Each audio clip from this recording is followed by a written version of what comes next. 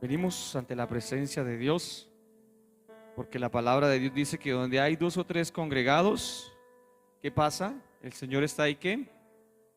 En medio de ellos o en medio de nosotros, amén. Entonces, cuando venimos a la presencia de Dios a orar, a adorar, a aprender de la palabra, ahí está el Señor, amén. Y cuando estamos, claro, en armonía, cuando estamos, como dice el Salmo 133, ¿no? Mirad cuán bueno y cuán delicioso es habitar los hermanos juntos y en armonía, porque allí es donde envía el Señor la bendición, amén. Hoy vamos a mirar el siguiente tema de la serie, El Gran Yo Soy. El siguiente tema de la serie, El Gran Yo Soy. Amén. Abra su Biblia, por favor, en el libro de Juan, en el Evangelio según San Juan, el capítulo 14.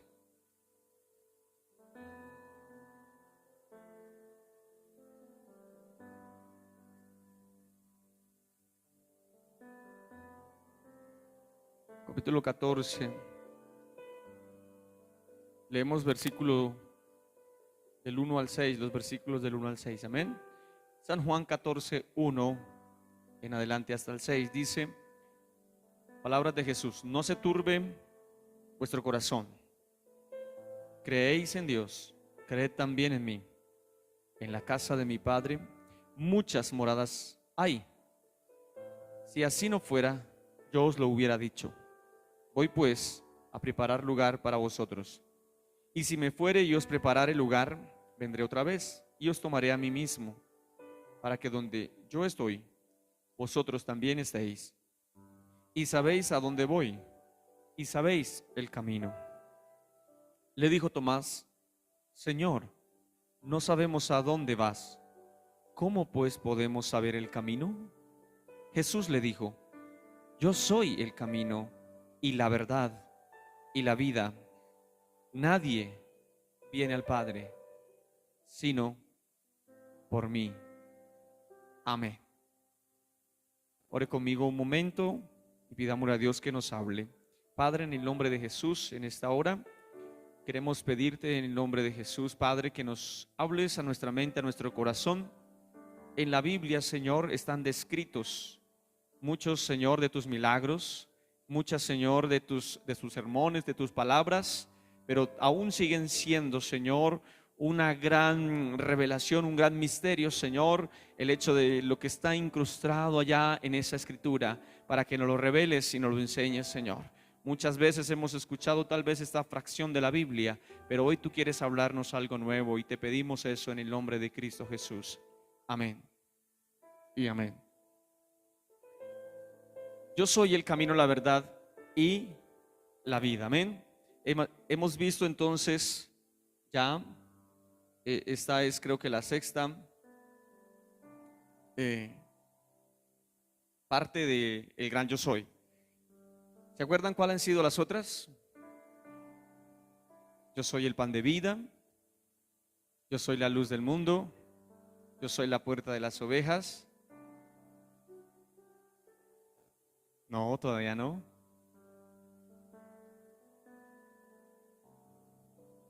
La luz del mundo ya. Yo soy el buen pastor, ¿sí? Y también hemos visto, antes que Abraham fuese, yo soy. Amén. Y la otra que vimos, la última fue, yo soy la resurrección y la vida. Amén. La resurrección y la vida. Entonces hoy miramos como tema: yo soy el camino, la verdad y la vida. Esta es una de las afirmaciones en la Biblia más conocidas y predicadas en la historia del cristianismo. Y si notamos bien, la expresión dice: yo soy el camino, no dice yo soy uno de los caminos. Jesús es el único camino. El ser humano, por su condición de pecado, ha perdido el camino de regreso a la gloria del Padre. ¿Cuál es esa gloria del Padre? El paraíso, o lo que dice la Biblia como el jardín del Edén. Y desde que fue expulsado de ese lugar, no ha vuelto siquiera a saber dónde está, ni cómo llegar a Él. Cuando Dios entonces crea al hombre, lo introduce, dice la Biblia, al hombre y a la mujer dentro de un huerto llamado el jardín del Edén, el huerto del Edén. Pero a causa del pecado, el hombre es expulsado del jardín, ¿cierto? Si nosotros vemos, la Biblia relata claramente que ese jardín estaba literalmente ¿en dónde? Acá en la tierra, ¿cierto que sí? Y usted, por más avance tecnológico que ha existido y por más que haya intentado y por más que los hombres se intenten, volver a regresar a ese lugar, no lo han vuelto a encontrar nunca más.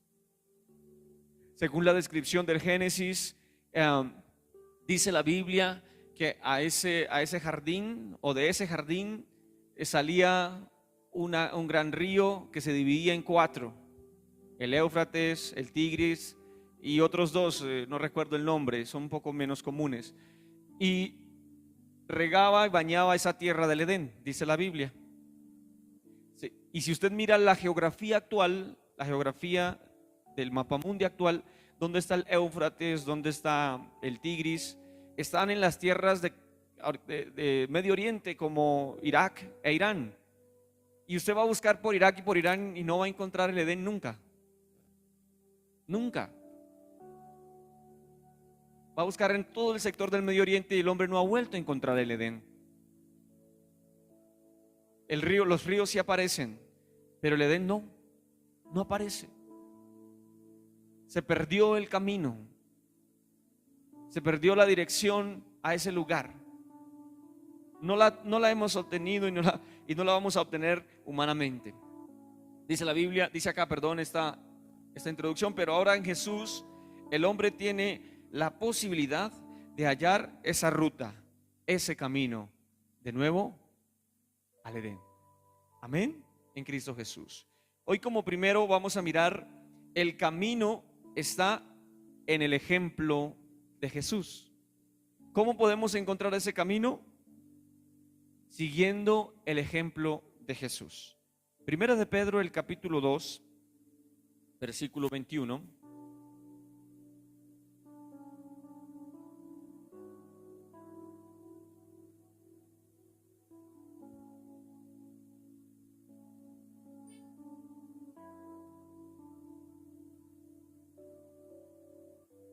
Al 24 dice, Primera de Pedro, capítulo 2, versículo 21 al 24.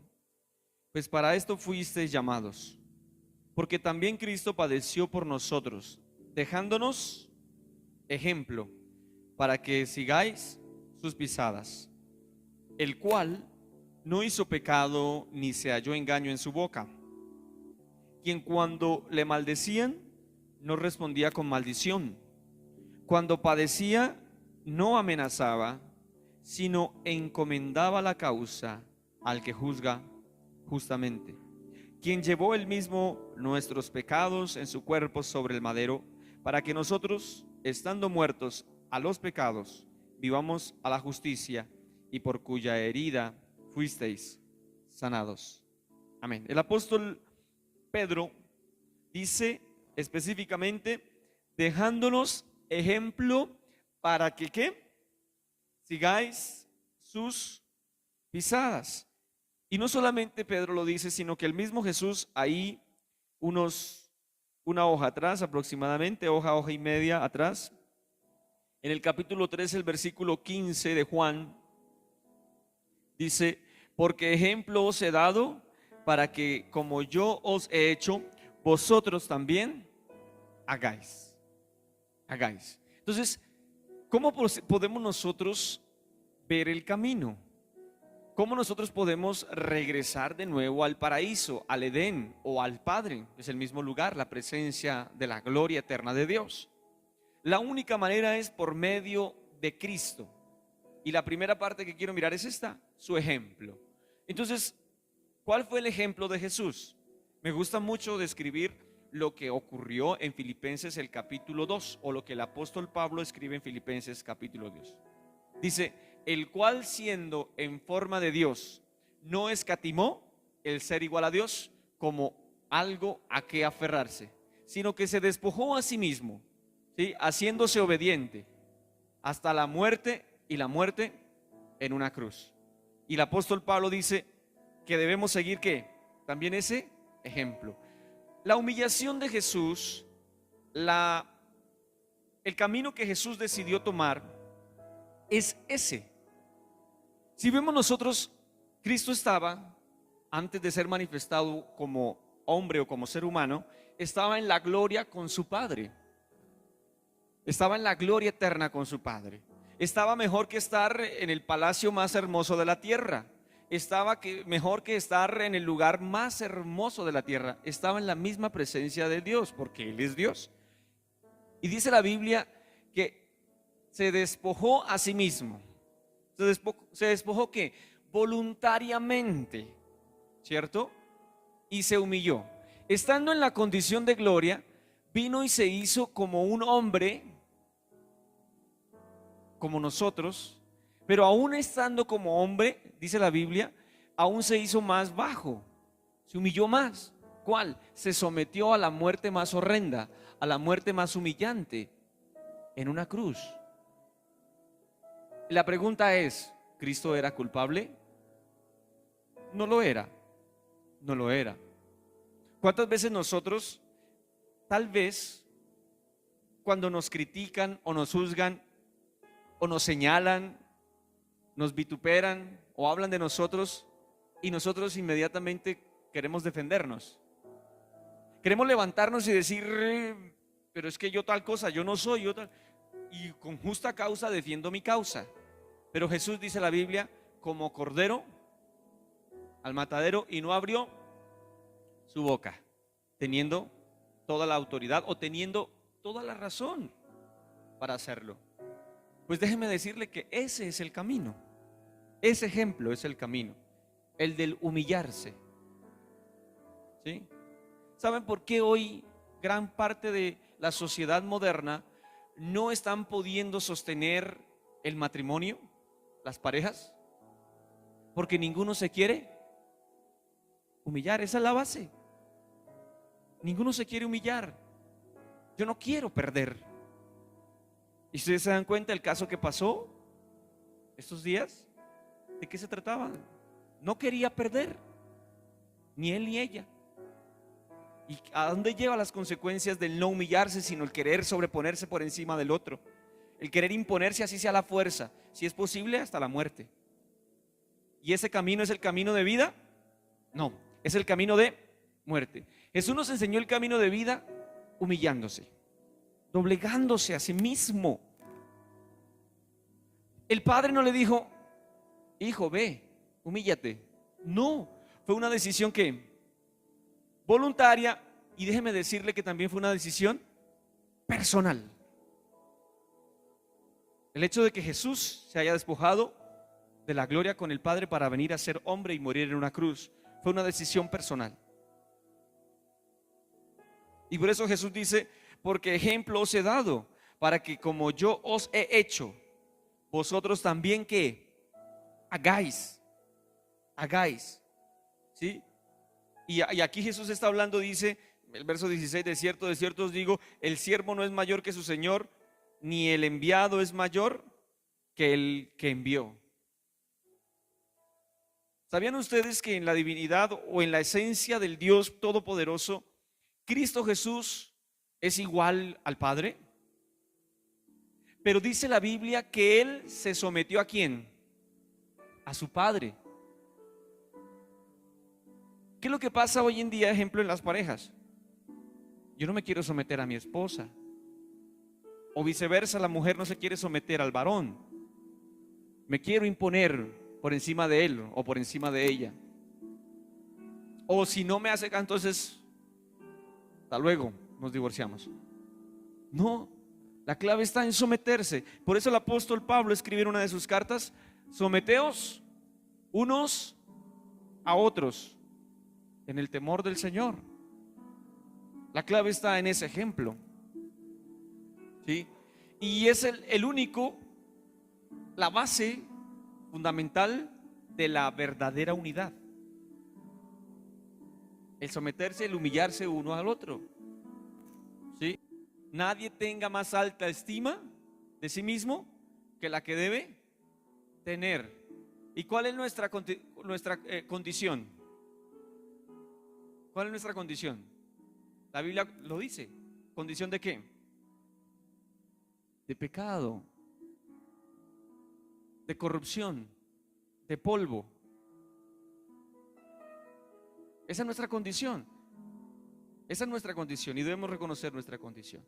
Entonces el camino es, cuando Jesús dice yo soy el camino y dicen sigan mi ejemplo, está diciendo yo les doy esta forma de vida para que ustedes la sigan. Y me gusta mucho lo que dice el apóstol Pablo, que él quería imitar a Cristo aún en su padecimiento. ¡Ja! Lo quería aún en eso imitar, porque él estaba tan seguro de que ese era el camino. Hoy la iglesia tiene un déficit o un faltante muy grande. La iglesia no se quiere humillar. La iglesia no se quiere humillar. La iglesia no quiere la humildad, quiere la opulencia. ¿Sabe qué dice el Apocalipsis capítulo creo que 4? No recuerdo exactamente, sobre los 7 mensajes del Apocalipsis. La última, la Odisea, dice: eres rico y te jactas de ser rico, pero eres un ¿qué? Pobre, miserable, desnudo. Esa es la iglesia de hoy. Desafortunadamente esa es la iglesia de hoy. Segundo paso, vamos a mirar. ¿Cuál es el camino? Está sin duda alguna en la obra de salvación que Él hizo. Era imposible para nosotros poder regresar a la gloria eterna al Padre, aún haciendo nuestra propia obra de justicia. No podíamos. ¿Qué dice Isaías, si no estoy mal? Que nuestras obras de justicia son como trapo de inmundicia ante Dios. Efesios el capítulo 2, el versículo 8.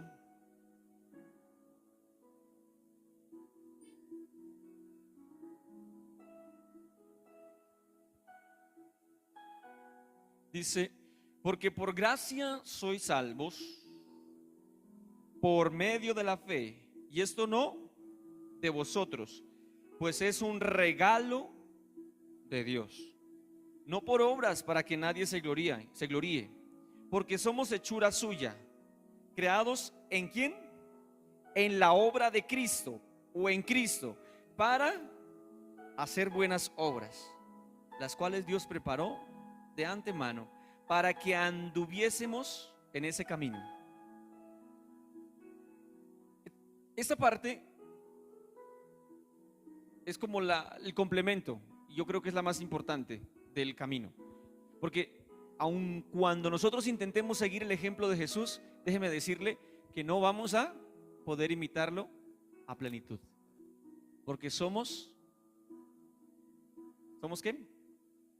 Humanos, pecadores y débiles, y en algo vamos a ¿qué?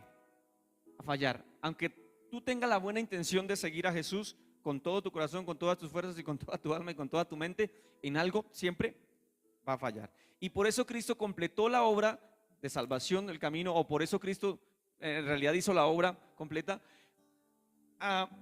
muriendo en la cruz, pagando, y nos dio ese regalo, ¿sí? Para que anduviésemos, para que pudiéramos estar formados, dice acá, porque somos hechura suya. Somos un diseño en la obra de la cruz de Cristo. Somos ese diseño de la obra de la cruz de Cristo, para que fuéramos creados según Cristo Jesús para buenas obras. El camino es Jesús, creer en su obra, en la cruz. Ese es el camino, creer en la cruz, creer en su obra de muerte, crucifixión, muerte y resurrección. Amén. Ese es el camino. Él es el camino. Amén. Tercera cosa, dice la Biblia: yo soy el camino, y también dice: y la verdad. Tercero, Él es la verdad absoluta.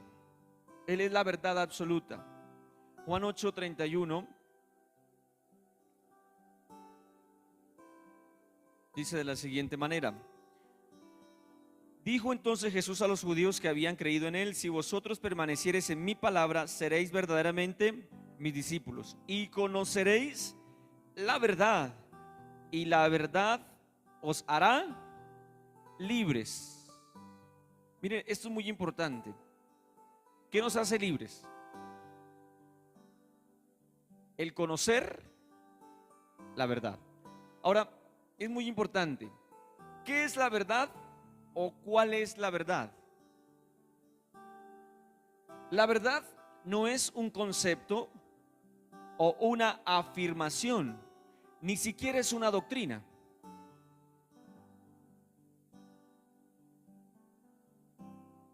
La verdad es alguien, es Cristo. Cuando la Biblia dice palabra de verdad, hay como dos textos de la Biblia que dice palabra de verdad. Él es esa palabra de verdad. Entonces, la verdad no es digámoslo así, como una conceptualización filosófica. ¿Sí? Hay muchos pensadores que han pasado en la historia y usted puede leer de ellos, y fueron hombres que aparentemente en su raciocinio dejaron frases super guau. ¿Sí? Pero ninguno de ellos, ninguno de ellos se atrevió a decir lo que Jesús dijo.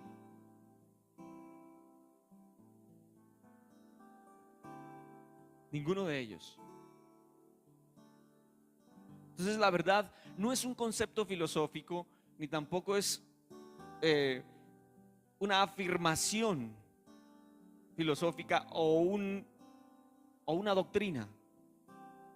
Muchos dicen: es que yo voy a la iglesia, la verdadera iglesia, y va y usted mira ahí un poco de pecadores. ¿Sí o no?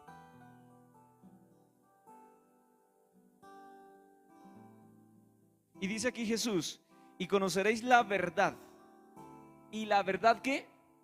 Os hará libres. Yo le doy gracias a Dios porque en la iglesia donde nací, donde crecí, donde me formé, pude conocer, pude oír de ese Jesús. Pero yo estoy seguro que dentro de la congregación como tal, todos somos imperfectos. Y si usted se va a dar cuenta, incluso mi papá, que tiene tantos años en el evangelio, el hermano Juan, la hermana Carito, el hermano Israel y todos ustedes, si pudiéramos hablar de un concepto doctrinal, todos lo mismo, no lo hacemos. Porque la verdad no es un concepto, ni una doctrina. Yo se lo he colocado de ejemplo, yo soy de los que creo que Jesús viene post tribulación. Mi papá cree que Cristo viene pre-tribulación. ¿Sí? Yo soy de los que creo que sí. Pero ¿por qué no estamos basados en una doctrina? Estamos basados en Jesús. Estamos basados en Jesús. Esa es la verdad fundamental. Cristo es la verdad fundamental. No es una cuestión conceptual o conceptualista o argumentativa o doctrinal. No, es Cristo la verdad absoluta. Y por último, cuarto, Cristo es la vida. Cristo es la vida.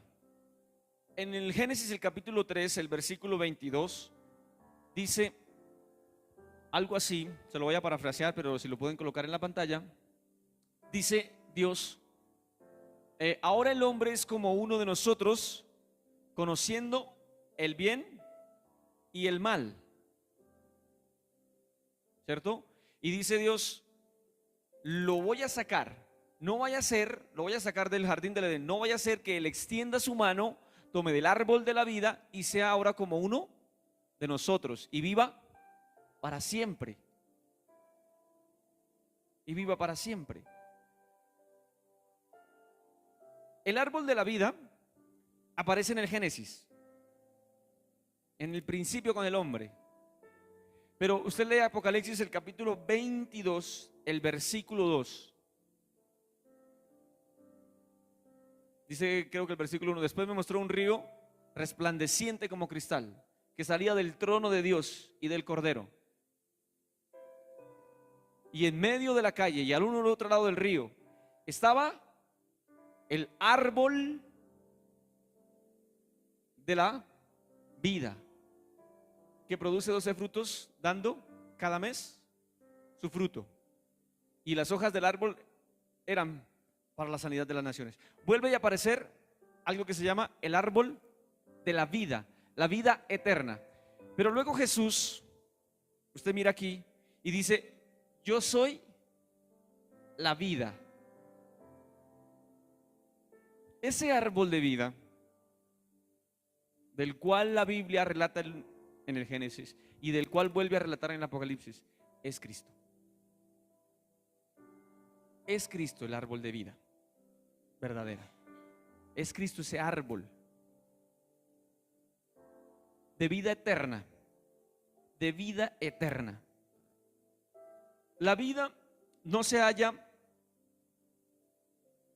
en la ciencia y sus avances científicos. No se halla en una filosofía o forma de pensamiento humano. Se halla solo en Jesús. Y le voy a colocar este último ejemplo. El budismo plantea que el hombre, a través del raciocinio y el pensamiento correcto, puede llegar a la iluminación absoluta. Eso plantea el budismo, básicamente. ¿Han escuchado el budismo? ¿Sí? Una doctrina oriental. Y el budismo plantea que a través del raciocinio y del pensamiento correcto humano, el ser humano puede llegar a su propia iluminación. ¿Eso qué es? Puras bobadas. Sí, humanismo, tontadas que lo hacen ver como algo muy exclusivo, pero eso es puras bobadas. ¿Por qué? Porque la verdadera iluminación, la verdadera vida, la verdadera consumación y la verdadera plenitud se encuentra solo en Cristo. Solo en Cristo. No se encuentra en ninguna otra cosa. ¿Saben qué han hecho los científicos?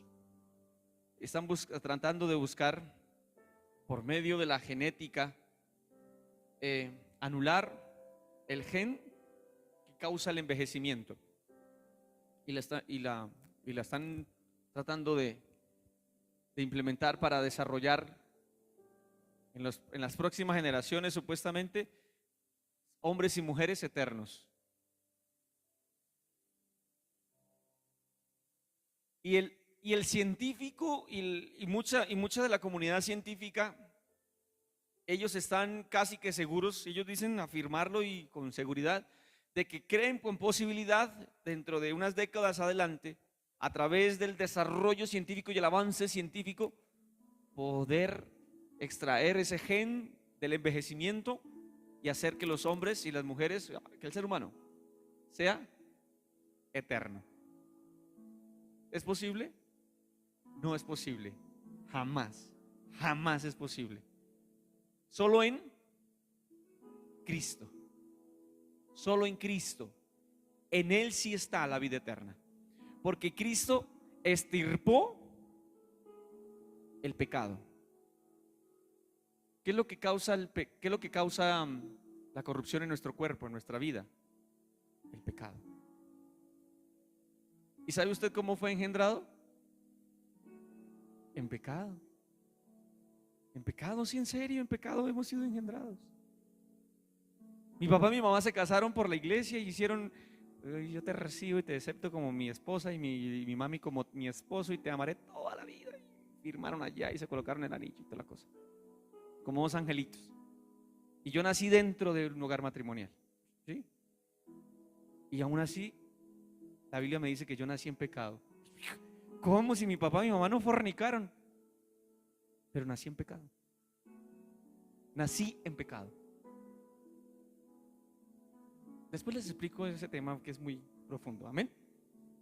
¿Cómo es que la naturaleza humana, aún desde la concepción, su naturaleza es pecaminosa? Ya es pecado. Ya es pecado. Y por eso no tenemos la vida eterna.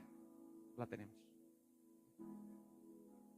Aún el mismo universo está confinado por el pecado a envejecer y a morir, correcto. Y es por el pecado. Amén. Vamos